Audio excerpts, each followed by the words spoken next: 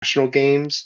So my first primary duties were working on Toontown Online, primarily for the South American and European markets. It was a bit of a whirlwind, my journey at Disney, which ultimately culminated after 12 years of service to the mouse. During those years, I was primarily on Toontown Online. I joined the Pirates team in 2006, right after the game launched.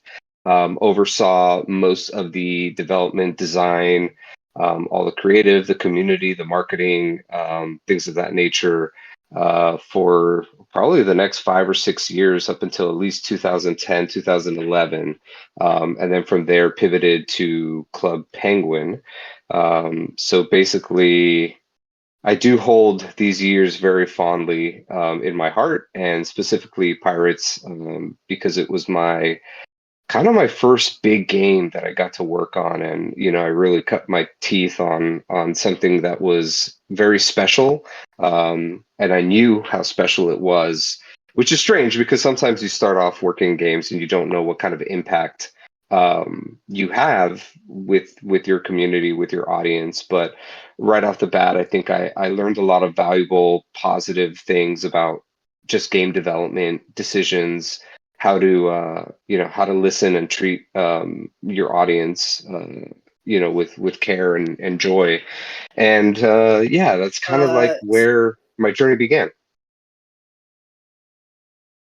hmm. Is everything okay?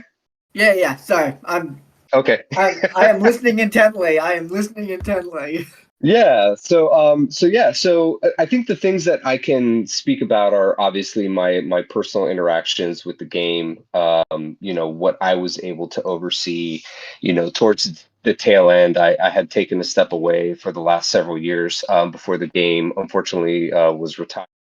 But I was there during its heyday. I was there at the very beginning when it launched.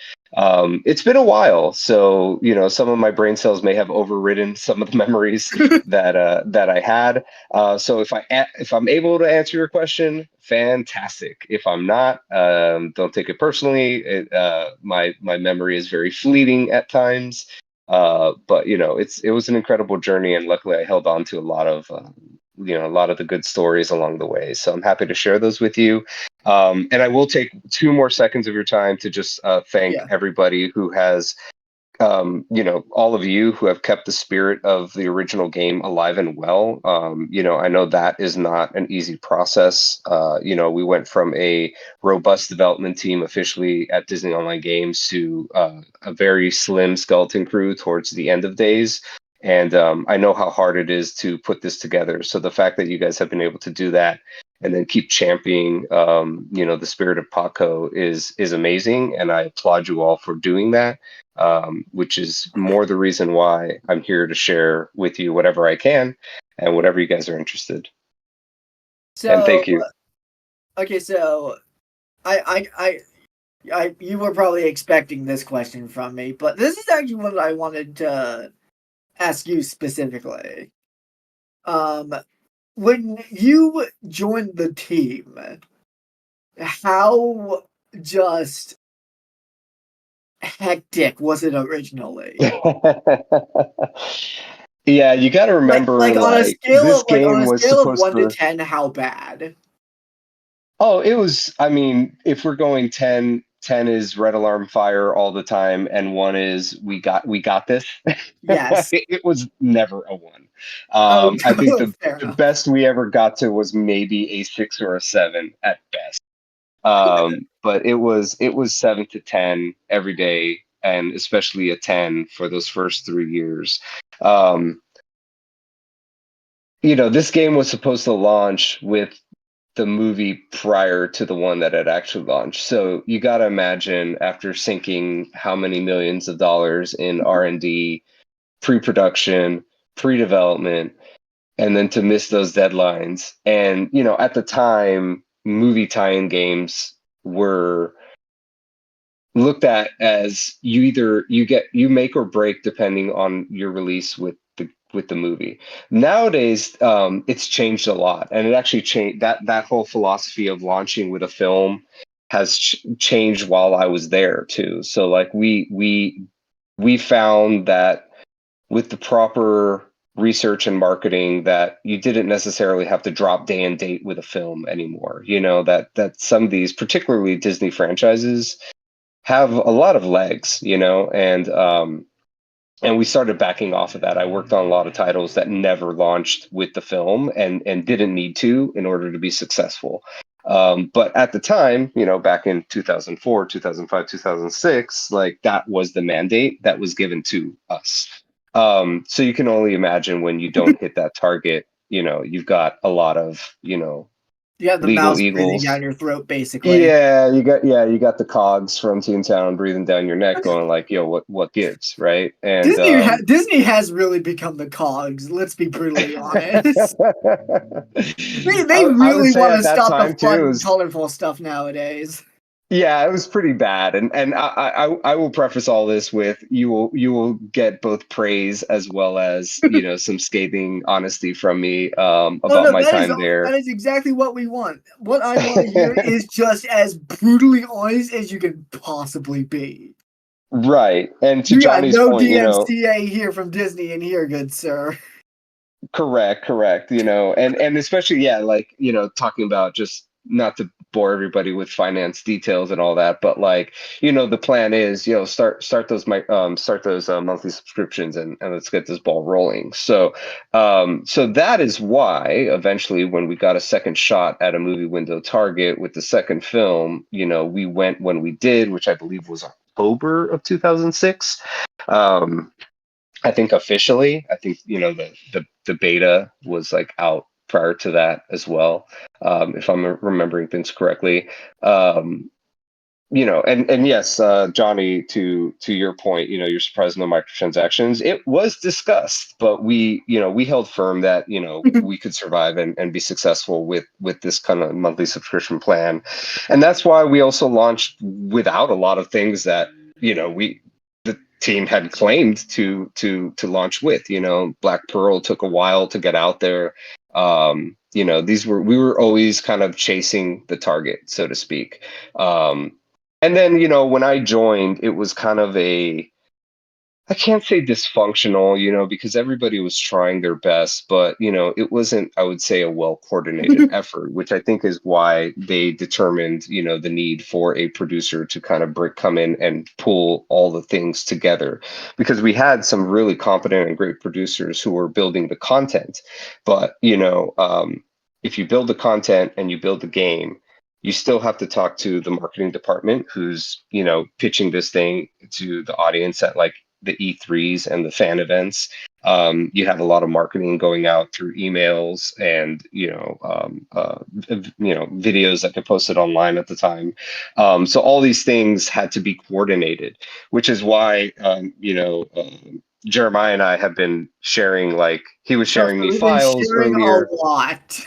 And yeah, and he's like, "Hey, was this video ever supposed to be in the game?" And I'm watching that video, going like, "Oh, I remember the marketing team created that in a vacuum," and never really talking to us Yeah, about that. you did kind of say that the marketing team was not really telling you guys Yeah, when they were doing things and sending stuff out. yes, and that's why, and that's kind of, you know, it got a little bit better, I would say, 1 or 2 years into the game, because we developed, you know, more organization and process around, hey, let's not make commitments we can't keep. You know, like that was kind of my motto.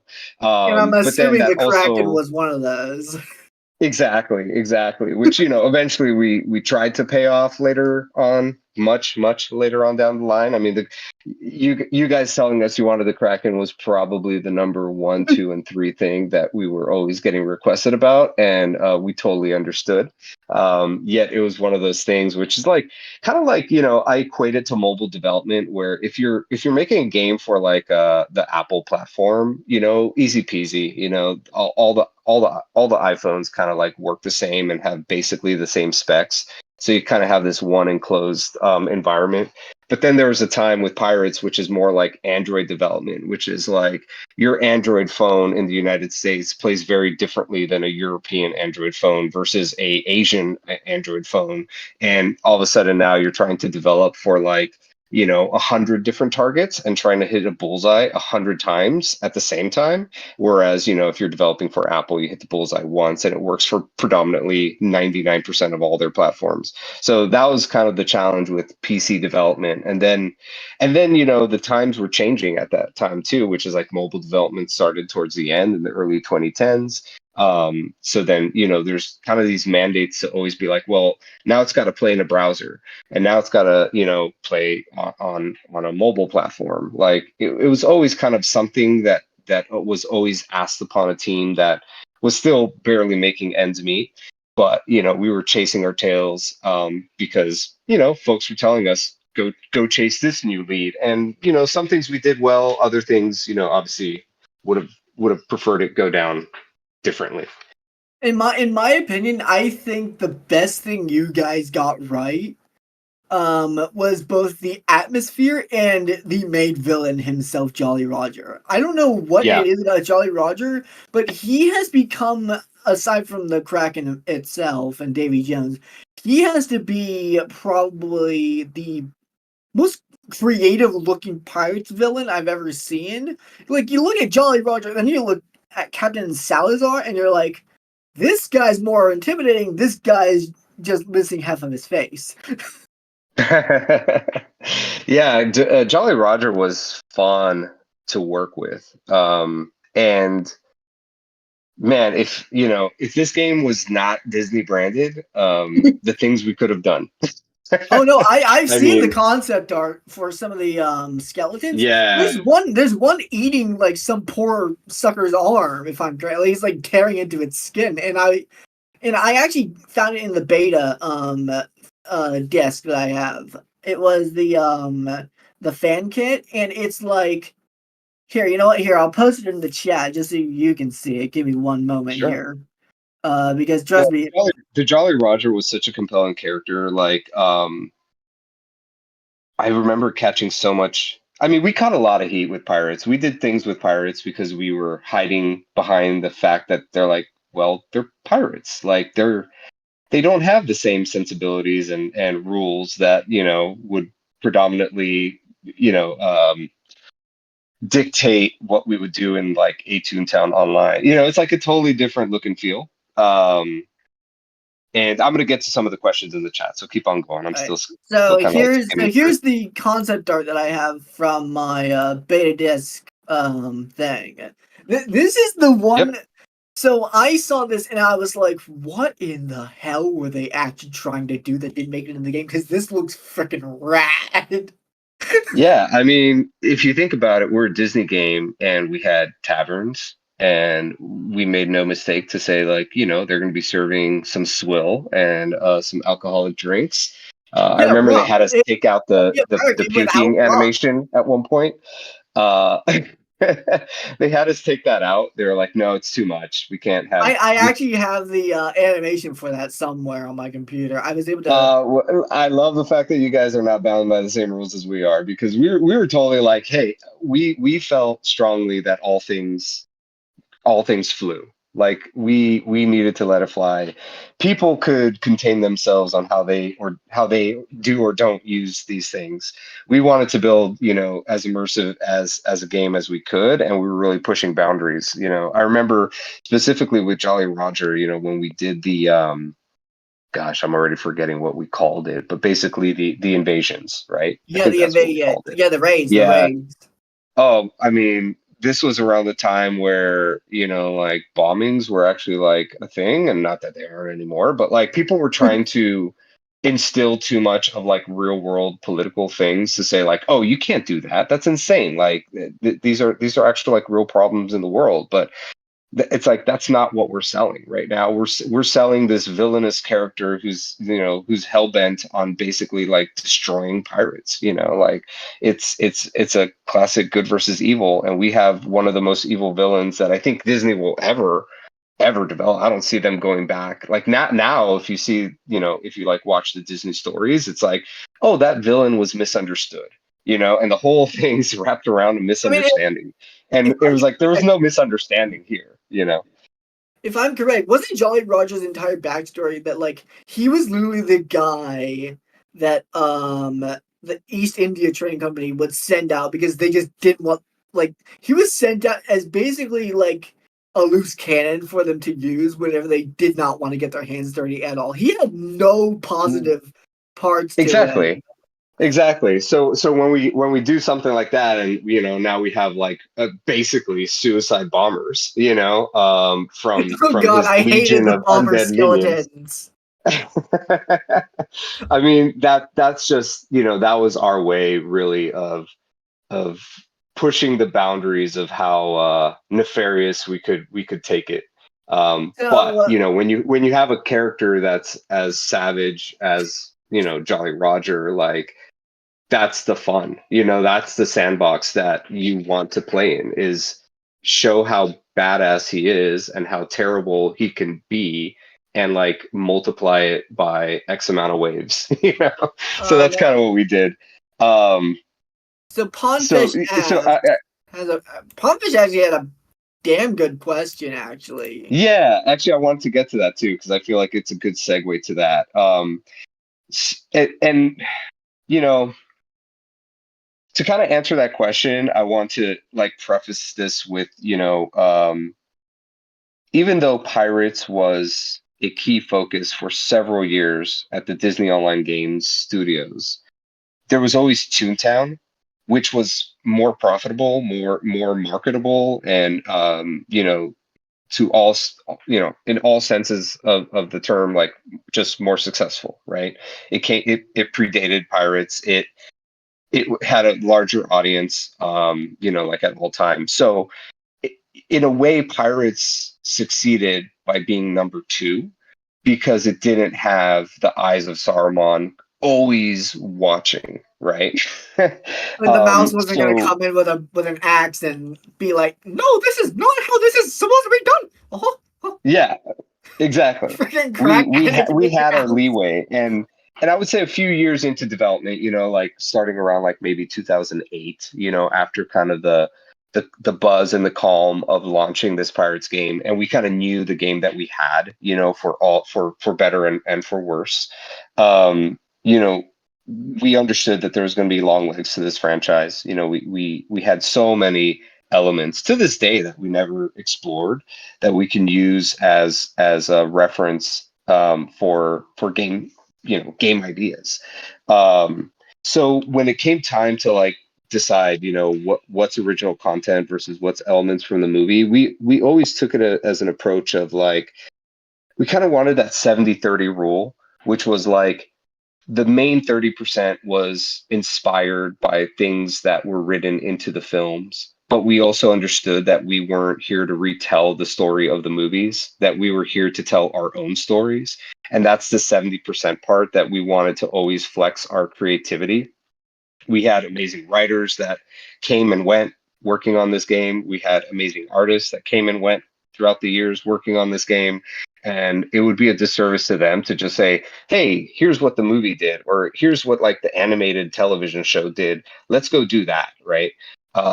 We also had to compete with other Disney projects, like around this time, there was like another Pirates game, towards the tail end, like I think it was called like Armada of the Damned.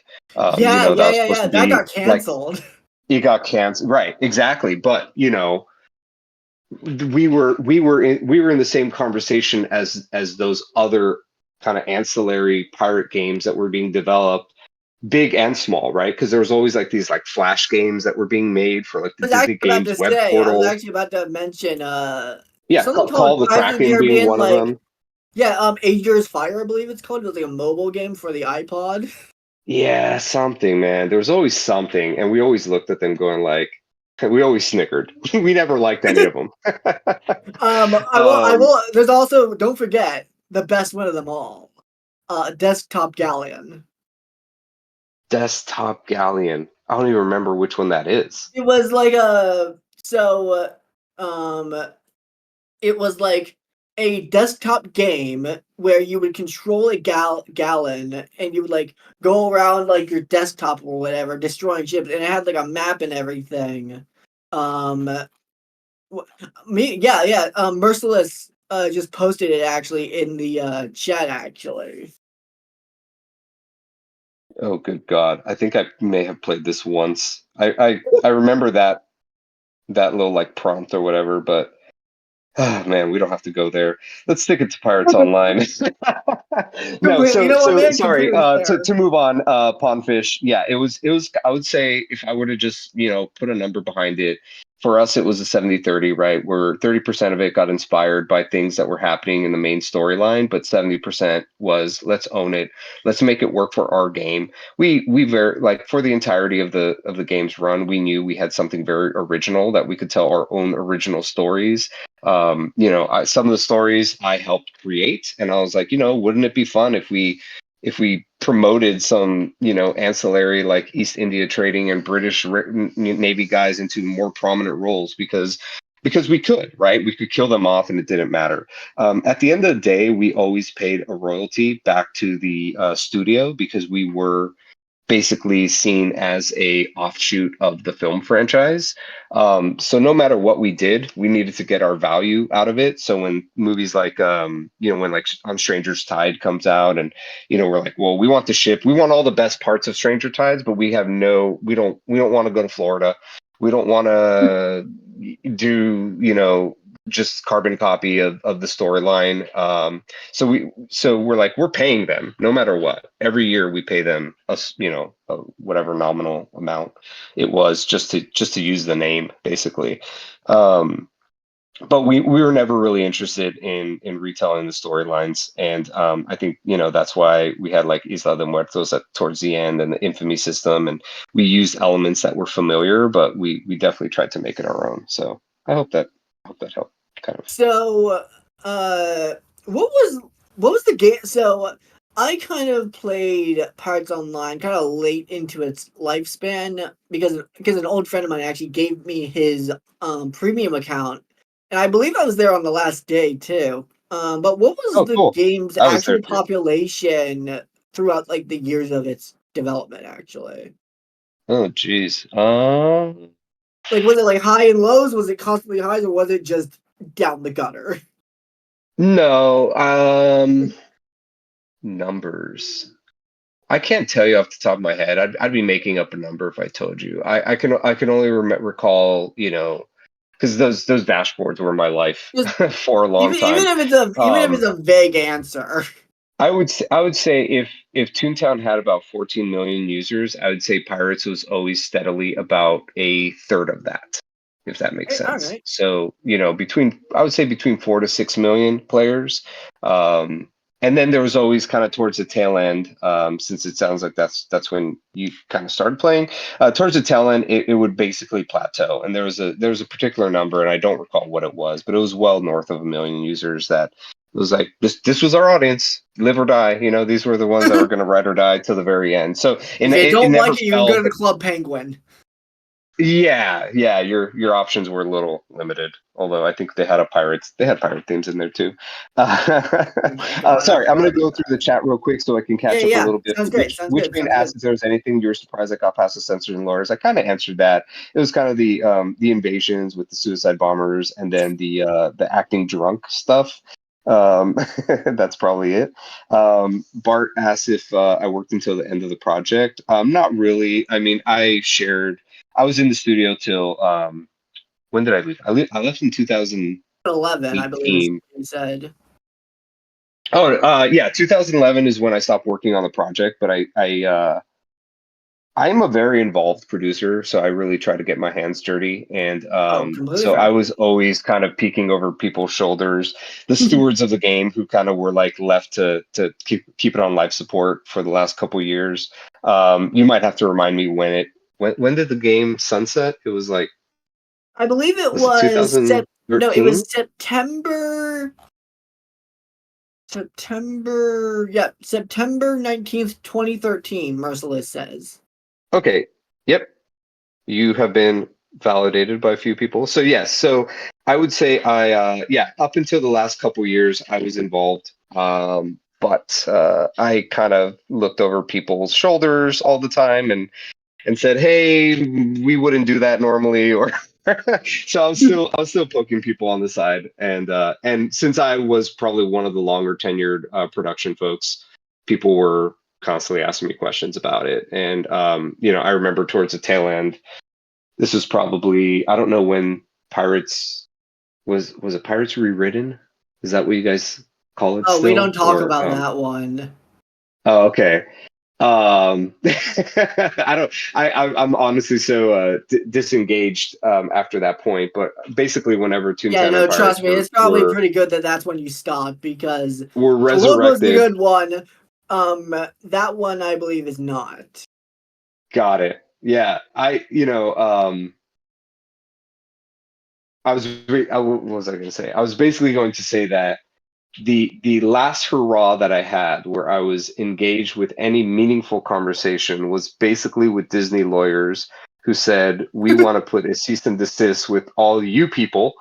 And luckily I had the support and backing of my senior executives where we basically told them don't do that. And Okay, I'm so I was very happy to hear that you okay. guys are still up and running. Okay, so it turns out I was mistaken. I'm an idiot. Retribution is the one we don't talk about. Rewritten merged with the Legend of Pirates Online. So you are correct. This is technically Pirates Rewritten. Okay, Retribution perfect. is run by an absolute psychopath, apparently. Got it. I have no idea what retribution is, so Good. It is best you I have don't no know, idea. and I But trust me. Don't look into but I it. will say, you know, that would have been like easily late 2013, early 2014. We were There were still elements within the House of Mouse that were in defense of what you and all of everybody here was trying to do, which is keep that spirit alive for pirates. So again, yeah, we had to fight off the legal eagles to make sure that they weren't coming after you, and I'm glad after all these years, I'm hoping it's been the same, but that was a few nasty email chains back and forth of saying like, just back off and let people have their fun, unless you're gonna do something with it, right? Then just give it to the people because at the end of the day, that's who we made it for. So, um, sorry, I'm gonna move on. Margaret Rose, she asked, why was Davy Jones left fence? Yep. The mouse knew you were saying too much. I know they probably own a stake in this thing. Okay, we're Okay. back in Forget about business. Davy Jones. Let's start from the beginning. Are you? Was I talking that long? Yeah, you kind of cut off right as you were about to start talking about him and Tormenta. Oh man. Okay. Holy All right. smokes. All right. Let So me rewind back. he, yeah. So I will. they Man, am I said, still on Margaret Rose's question? Okay, so yeah, the reason we didn't use Davy Jones was basically because we pay the studio a fair share to use pirates. They also have final approval over any concepts that leverage their characters, and Davy Jones and Blackbeard, and those were all their characters. So as a games team, we want to maintain kind of that 70-30 rule where 30% of it was inspired by the films and the kind of ancillary characters that came out of that world, and then the 70% were things that we own. So we wanted to be in majority control so that we were never told not to do something, because being told no when you're trying to develop a game very quickly is very detrimental to developing a game very quickly.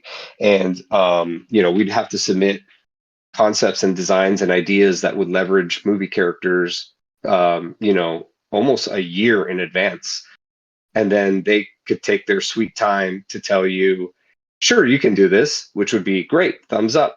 But most likely than not, people, they would have some concerns, notes, feedback that would alter the game design. So we never wanted to put our game in the hands of somebody else vetoing an idea that we felt was critical to content or to like a game design.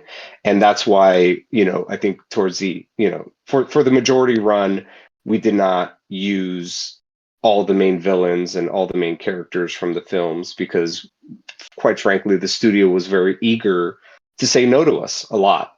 So, sorry, that's the 30-second summary of probably the 3 minutes that I was talking to myself. um, so let's see. I'm also looking for the questions. I'm not gonna lie.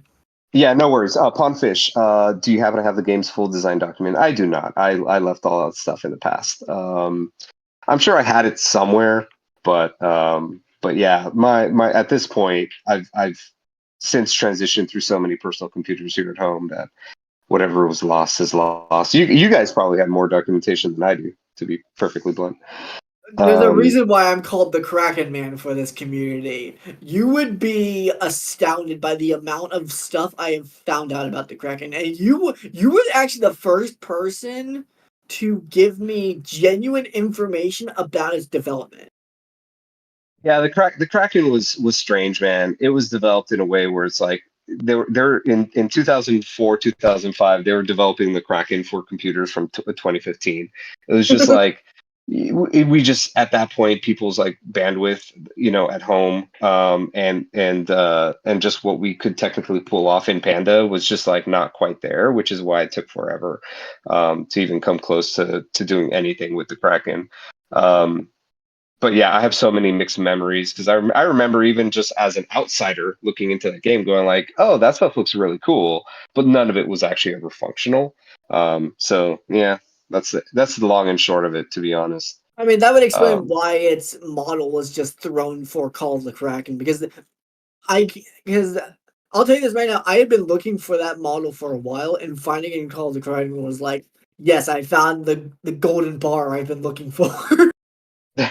and Call of the Kraken, it's funny. Like we used to get so much heat because I remember like the forums and the message boards of people going like, they have time to make that game, but they can't make pirates better, right? Or they can't fix PvP. And I'm like, we had nothing to do with those things.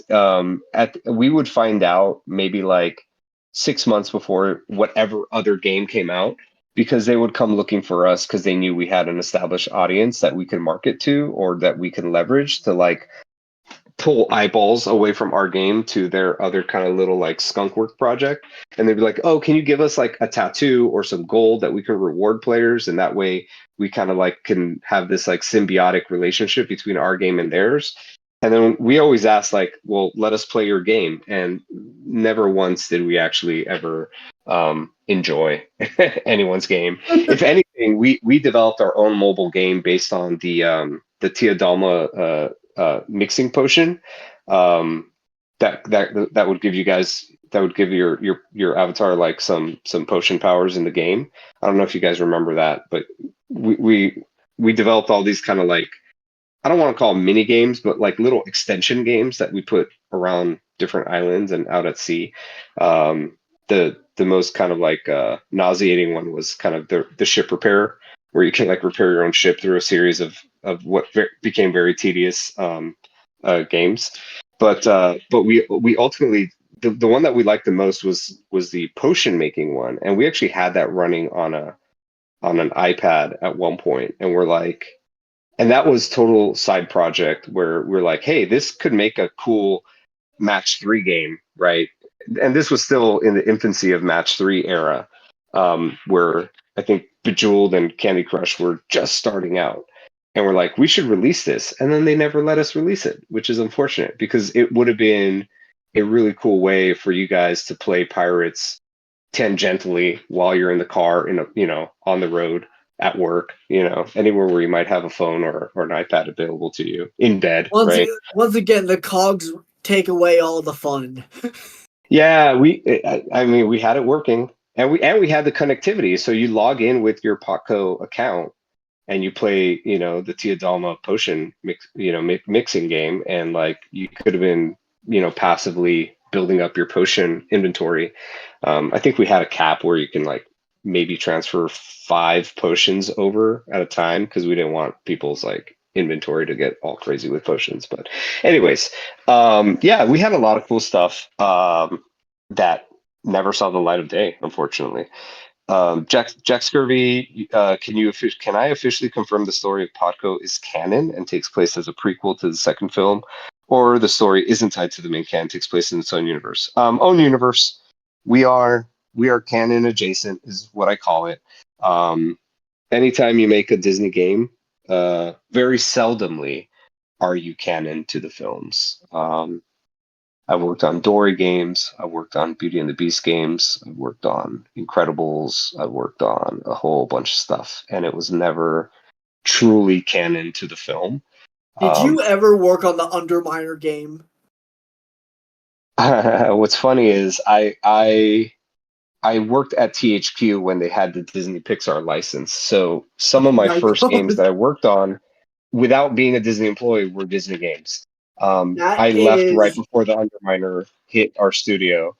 But no, was it bad? Was it good? I enjoyed it from what I recall. Oh, that's good. That's surprising. I did not enjoy my time working on the first Incredibles game because again, it was a retelling of the movie. So I was just like, oh God, how many times can I run through this jungle as Dash? But I'm glad to hear it because if any story needed to be told was show me the rest of Incredibles 1 when the Underminer comes out of the ground. Like that was always that was one of the greatest cliffhangers maybe in Pixar history, which I'm like, wait, the movie can't end here. So did you Merciless asked, did you do any work on Scrap Jolly Roger Island expansion? Oh, I know what you mean. The concept art that you posted just if I scroll down. Yeah, so that was kind of a big push of mine. Because again, I don't know if you can tell, but I'm a very big Jolly Roger fan. So I was like, we needed more Jolly Roger at that point. Like people love the invasion system. It went over well. I'm like, we have a lot of unresolved beef here with Jolly Roger, and it was time to take the fight to Jolly Roger's doorstep. And what would that look like? So we had some great artists concept this Jolly Roger's Island. I had written a design document. I think there was like 3 design documents that were submitted ultimately to be like, okay, we have this great concept of Jolly Roger's home base. Now, what do you do? The concept that I had designed was basically it was going to be like a multi-tiered elevator system where you could play the thing kind of like Star Tours at Disneyland nowadays, where it's like, oh, you ride on it and there's different adventures you can go on. And I think like, whatever the Matrix looks like at the end of the day, there's like 70 plus combinations of different worlds that you can go to. I wanted that similar experience with the Jolly Roger concept. So basically, it was like you go to the island, the first wave or the first experience could be one of several things. The next wave could be one of 3 different things, either and all of them would test your abilities with like your different weapons. So the first one could be cannon based, but there's several different cannon based things. So think of like a shooting gallery, and that would bring in all your skills as a cannoneer out at sea, but it would apply them to like on land. And then the next one would be kind of like the closest thing I could equate it to were like the COG HQs. We were kind of running around an open space using your magic. And then that magic would then unlock a 3rd or 4th tier. And then at the end, there would be a boss fight. And it would be the boss fights would have played out similarly to the boss fights that ultimately made its way to the caves. Um, the one that jumps out at me because it's named after me is like Falberto, where you needed like 40 plus pirates of decent of decent level to like get those like sacred daggers that he would fall. So yeah, so Falberto from the Hmm. caves was named after me. I don't know why the developer Uh, chose that, but he did. Um, and so you still got to play elements in different areas of the game, but we were going to combine those elements and create kind of this elevator system where every ride in the elevator would drop you on a different floor. And so the experience never got old. And then all we had to do was kind of like Disney Star Tours is like add a new level or add a new experience, and it would change your combination overall. So that was kind of the goal for Jolly Rogers Island, and that's probably the one that I wish we were able to get to, but we never did. So I actually have a question for you that when we met via eBay and I got your poker set, which I'm telling you right now, Yeah, I'm keeping that forever, much like everything else I have, because I'm never letting any awesome. of this stuff go. Was there any unreleased merchandise that you guys made for the game? That didn't. Oh That man, wasn't I've really ever unloaded a put lot on of stuff shelf. on eBay for you guys. I'm like, take whoever wants this, take it. I don't even know Oh no, who's into it, to be anything honest. Pirates of the Caribbean related, I will Um, literally take from you for whatever price. I will sell my I soul to you. don't. Honestly, like, there's just kind of the cast member exclusive stuff that I can recall. Uh, Um, oh, you know what? I think I may not have it anymore. But there was there's two commercials that ran on Disney XD, and I think other Disney channels as well. And I was in both of them. I wrote the commercial, and then nobody wanted to be in front of the camera to speak on behalf of the game, so I was like, fine, I'll just do it.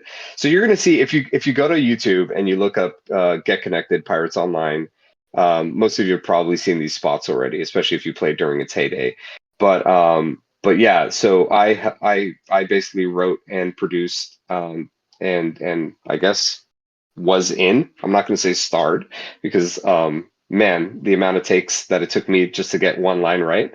Um, but those commercials, in one of those commercials, there was a hat that was specifically made. It's kind of like a cheesy hat, but I got to track that down because I don't know if I have it, but I think I have an idea who might have it. And that to me is like the holy grail of all things, because it wasn't a commercial product. It wasn't a t-shirt or a pin or like a marketing, kit or something. It was like, it's a one of one exclusive hat, created, made by a Disney artist that had worked on our game. And so there's only one of them that exists, but it was a recreation of the hat that we ultimately gave away in game. Which I don't know if you guys remember that hat specifically. I think it was like around Stranger Tides time frame. But I would say that is the thing that I would say would be a one of one holy grail I for did. me of So, items. uh, by the way, I actually have one of the framed pieces of Jolly Roger's concept art from May. I believe it says May 10th, 2006 on my wall. I have two of those actually. Oh, Uh, nice, cool. I not just that, but so for my entire collection, I have your poker set, two of the framed pieces of concept art, three E3 artworks, the bandana, the founder's flag. I also have two. I actually have two pens that were given for you guys. Oh, cool. Yeah. Let me look at my image. I need to go look at my image. I Well, also have like this. we need to get you I forget the name of the hat, but if that hat ever comes my I way will again, I I will get will a hold of literally it. give you $80 for that hat. No, listen, if I can get a hold of it, it's yours. Perfect. You are now verbal contracted with me. Yes. It's it's Um, it's it's fine. I mean, to me, this stuff belongs in the hands of fans, right? And I'm going to move it forward with the questions too. So is it Isaiah Sailfury? Sorry if I'm butchering names, but what was your knowledge of the Legends of the Pirates Online before meeting Jeremiah? I like I said before, I knew it existed, and we fought the lawyers and won on your behalf to ensure. So and I had played, I think, Rewritten. I had played it a few years after, just to kind of like whet my nostalgia appetite, and also to see what good and bad you guys have done with it. And then I was pleasantly surprised, going like, "Yeah, they did it better than we did." So I saw, and same thing with Toontown too.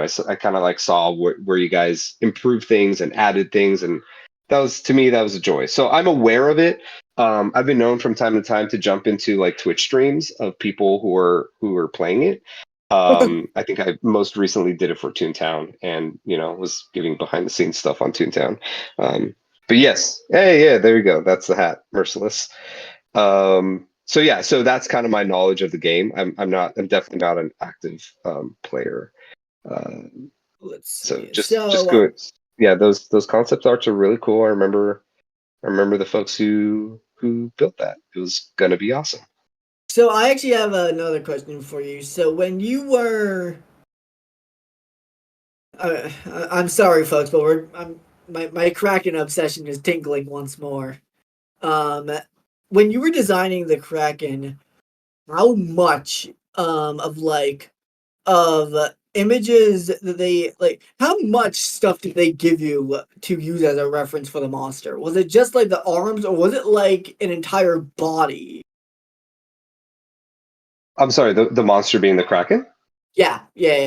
Specifically the Kraken. Oh, I mean, we had reference and models for the whole thing, Oh, um, but we couldn't use the whole thing. I mean, We could barely draw the ships that we had out sea. You think we would have been able to pull off an entire monster's body at that point? No, it was hard, man. That's kind of what I was. Maybe you guys heard this, maybe not, but that's kind of what I was referencing earlier on, where it's like, our development appetites exceeded the technical capabilities that we had at that time. We wanted to build this game for computers that were 10 years fast forward. Also at the time, and I think things have changed now because just technology has gotten so much better, but one thing that we learned very quickly, and I learned this particularly in the mobile space working on Disney mobile games, later in my career there, was that the typical Disney audience weren't your early adopters in technology. They were like the hand-me-down computers. So a lot of folks, were working off mom and dad's home office computer. They weren't like running any kind of like intense graphics, graphic drivers or graphic cards, and it was just like the baseline was a lot lower than what we had anticipated, in terms of what people were running the game on. So that's another thing that I know the usual audience doesn't ever think about, and at no point do I ever expect people to think about that. But like your kind of like standard user profile is so important as to what you make. That's why console development is always going to be awesome, because you have a box and you know what's inside that box. So you make the thing that fits that box. When you're sitting in your Disney studios wondering, like all the cool things you want to make, that's the stuff you want to make. But at the end of the day, these were kids that didn't really have gaming PCs that we were trying to build for. So the Kraken, to bring it back to the Kraken, was it was always difficult, very difficult to pull off. so when I was looking up your in-game character, when you first told me who you were, I noticed that there was actually a lot of like your own lore to your own like Xavier Hench character, Oh and yeah. so was there anything having to do between him and Jolly Roger? Like, did they have any type of beef, or were they just drinking with each other at bars? Because I didn't see Yeah, that. yeah. So let's talk about the Marceline Guild a little bit, right? Oh yeah, here we because go. because that was like a great opportunity for us, the development team, to kind of like play with you guys, and then also call it like work related, because we honest to God like loved playing our own game, which I think is a little rare. I've been in the games industry now 22 years plus, and I can't say everywhere that I go that I have a team that wants to play the game as passionately as the Pirates development team wanted to play. So we kind of like made an excuse to say, well, a couple hours out of the week, like, why don't we jump in and not be ourselves, but be, characters in this universe that can satisfy several things, right? Which is, seed story and push the kind of imaginary play further, and at the same token, like, help new people on board with any questions or concerns they might have. And I think that direct contact was very important for us to hear from you directly, and just to participate. And for me, I'm always the type of producer who, like, it's like, play your own game so that you know what people are going through. And I think those play sessions were very important for us, because it's very easy to lose sight on things. So for me, it was an honor to be Xavier Hench. If you don't know, Xavier Hench is all the Marceline Guild members were some combination of Disney legends that has something to do with actual Pirates development. So Xavier Hench was Xavier Atencio, who wrote the script for the Pirates of the Caribbean ride. He also wrote the lyrics for Yo Ho Yo Ho. He also did the Haunted Mansion as well. And the Haunted Mansion is a special place too, because the Haunted Mansion and Pirates were kind of passion projects for Walt Disney. And the Pirates ride was actually the last ride that Walt Disney designed. And actually, before he passed away, they were able to sit him in the boat, and in Burbank, in the studios where I worked right across the street, they were able to kind of basically push him through some of the main sequences from the ride, and then he passed away shortly thereafter.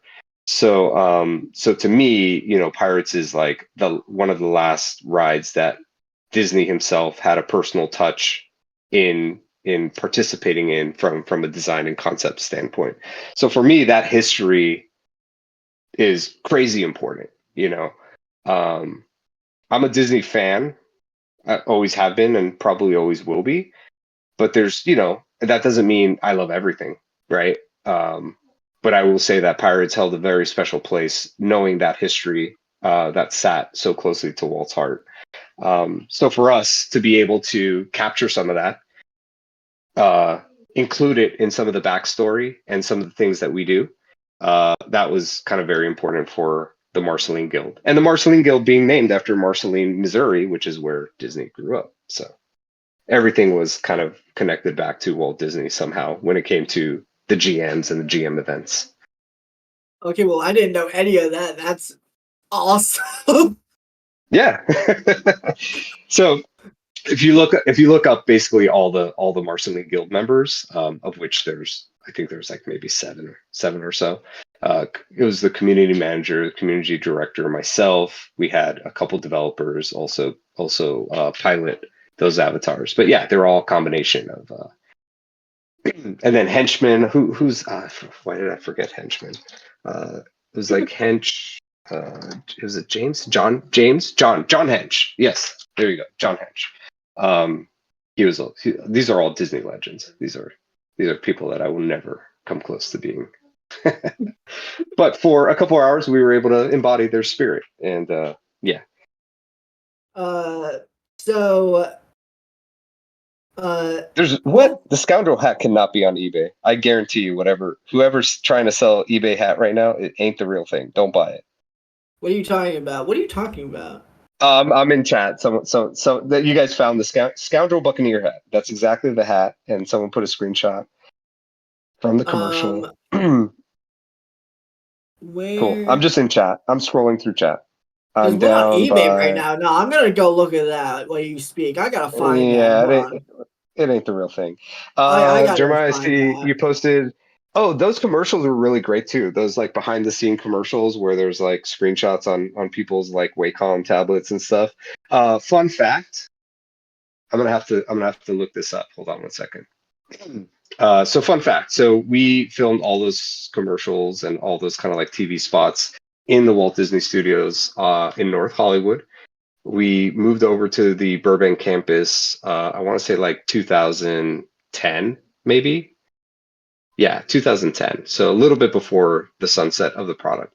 However, we were able to get some of the film talent. So I think we got the kind of like I call them the Abbott and Costello pirates. I forget what their names actually are, but the guy with like the wiggly glass eye, and then the other kind of like more portly, rounder gentlemen who were like the comedy sidekicks for Barbosa. And then, but little known fact, what's her name? I'm gonna have to IMDb her. Octavia Spencer, who is an Academy Award-winning actress, was in one of our early Pirates Online commercials. She played like a Tia Dalma, kind of like voodoo priestess character for like a blink and you'll miss her moment. but she was phenomenal. She was super fun. Nobody knew who the heck she was. She had not really made it big, which is obviously why she took the gig to be a voodoo witch doctor in our commercial. But that was my claim to fame, was I got to hang out with Octavia Spencer before she was really Octavia Spencer. Let's see.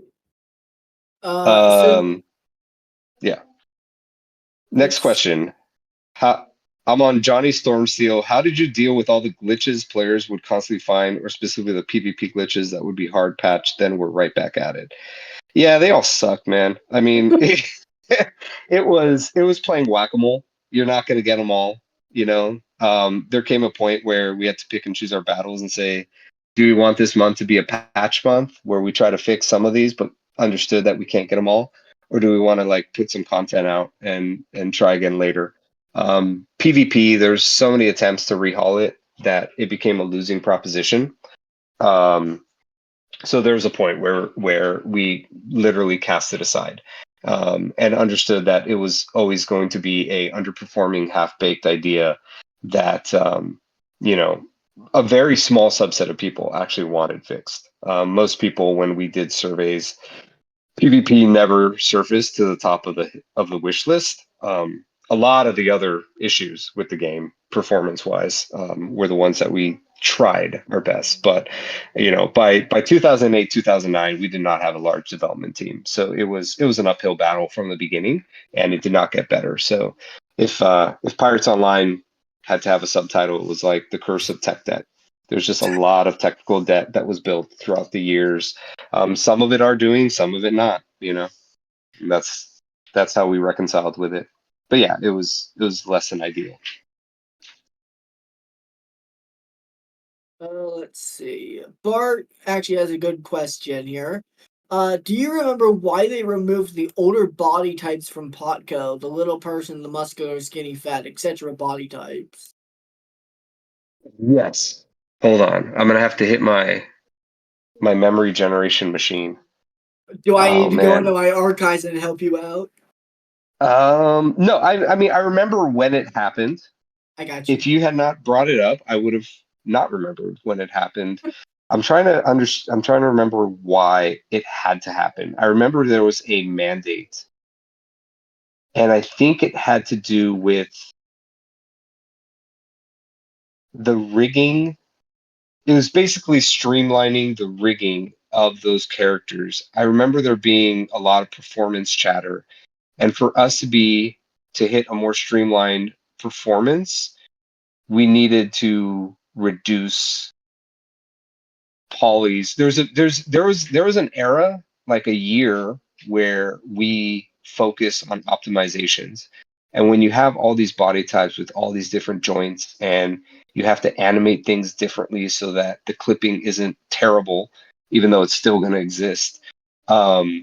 I recall there being a very concerted effort to optimize the game, and unfortunately, the difficult decision was we have to go from like 7 different body types to like 3. And I think around that time, we were losing players. So one of the things was, well, if we're not bringing in so many new players, we need to, and we want to make this game perform better because that's going to help bring new players in. Then we had to make the difficult decision of ditching some of those body types that were kind of pushing, pushing too many tries and polys across the board. And I want to say that, so I want to say that decision was specifically for optimization purposes. Um, yeah, I hope that answers. So here's actually a thought I just had. Do you think Disney would ever consider picking the original Pirates of the Caribbean Pirates of the Caribbean online back up? Like, do you think Disney has any thought process, or were they like, no, we want nothing to do with this anymore. We're done with this. No, I think if that were a reality, it would have happened within 5 years of the old game retiring. I Honestly, think, fair. yeah, I mean, this might be a little too much information, but like we had Toontown running on mobile platforms. The Oh, problem was Yeah. Like I've played Toontown on an iPad, and it was awesome. It was great. And if we could do that with the Panda engine, you know, we could have done it with Pirates as well. But I think, I think someone had posted a question previously that I glossed over, but I think it's probably worth answering now, which is like, how long did I know the game was going to get sunset? Not very long. I think we had maybe a 6 to 8 month window heads up. And by then, the first 3 months of those 5, 6, 7 months were putting together a sunset plan that didn't, you know, that was still respectful for our current audience. But we didn't have a long lead time. It was, when it's announced to us, and we take it very seriously because, we poured so many years and so many hours, and it was our life for a while, and a lot of the people who worked on Pirates worked on it for a long time. People came and went, but there's always a core group that stuck it out, myself included. So I would say that when we received that news, it was given to us with kind of the background information of, it costs a lot to support, it's costs a lot to market, cost, right? It's all a balance of the checkbooks. So because of that, and because I knew Disney's infrastructure was not set up to run its own gaming environment, I knew that it wasn't going to be coming back, which is why I was so hell-bent on telling the lawyers not to do cease and desist unless they wanted to resurrect these things and bring them back. But I knew that wasn't a strong likelihood. So that's why I went, I doubled down on, leave the fans alone. We're already taking something that was so important to them. And I'll share one story. This is probably my most personal and favorite story. And I do have to run, so maybe I can do like 15 or 20 more minutes. But Fair enough, man. but if this is my last story I share, this is probably the best one. So I don't know if you guys remember, but we ran a contest where we hosted videos because back then I don't even think YouTube existed, or we weren't allowed to put stuff on YouTube because again, lawyers. But we basically ran a contest that said like, I think we themed it around Talk Like a Pirate Day, but we Wait, was wanted this people. for a skull? Maybe, but we had a lot of prizes. We had like 5 to 10 prizes, so we were Fair like enough. trying to go all out for fans. I remember the big grand prize was a laptop, like a gaming laptop.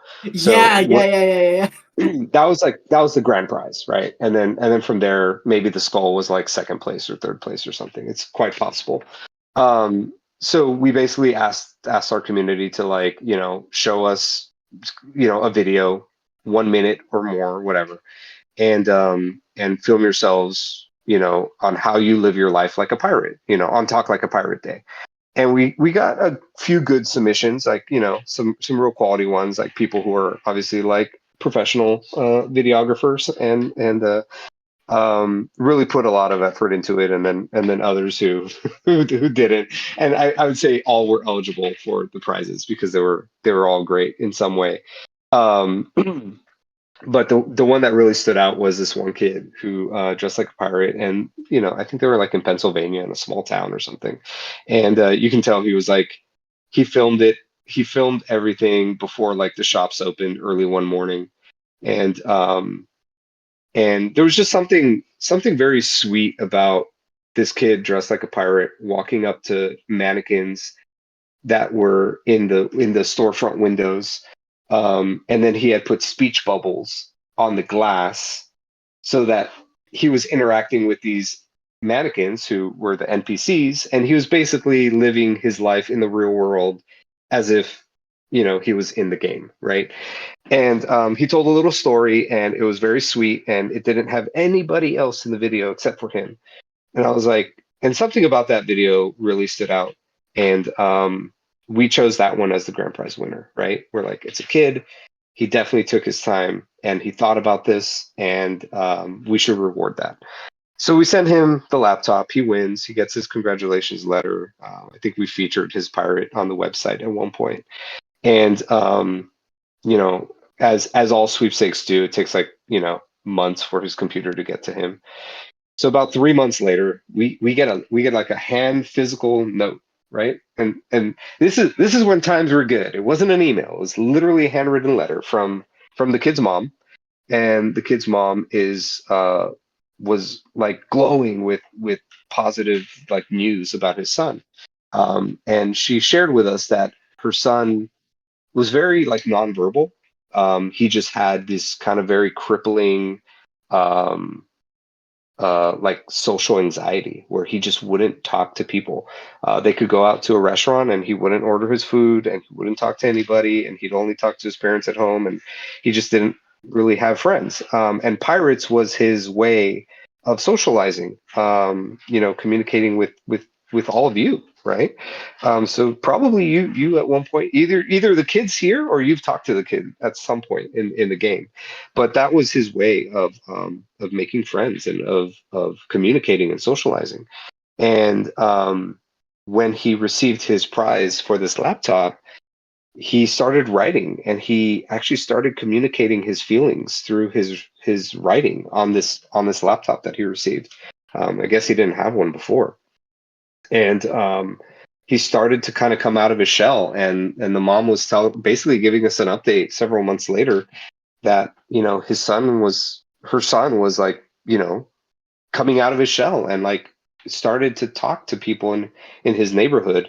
And to me that was like such a crazy fun cool like thing to even be talked about in this role, to kind of help this young kid come out of this shell that none of us knew.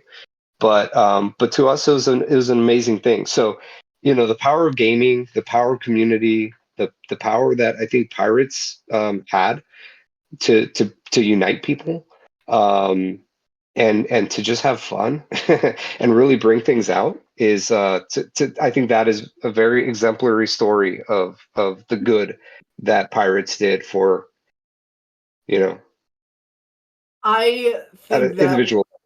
I think this was the best way to end this off, honestly. I think that is probably the best story I've ever heard from someone.